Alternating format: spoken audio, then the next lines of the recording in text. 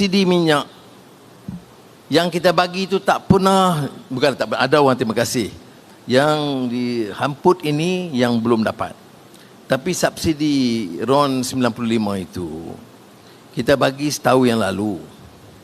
Masa kita bagi, kos tanggungan kerajaan Malaysia itu 900 juta. 700 hingga 900 juta lah sekian itu. Ringgit sebulan.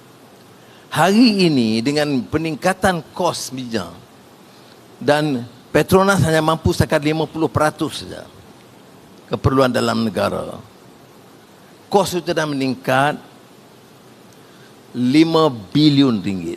Yang 700 juta ringgit itu dah jadi 5 bilion ringgit satu bulan, tak termasuk diesel.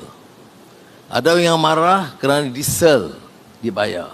Tapi diesel kita bagi subsidi untuk petani, untuk nelayan, untuk pengangkutan awam, untuk bas sekolah. Semua itu ditampung dengan subsidi diesel. Ada yang belum dapat? Ada. Maka kita dah berunding untuk cari jalan selesaikan.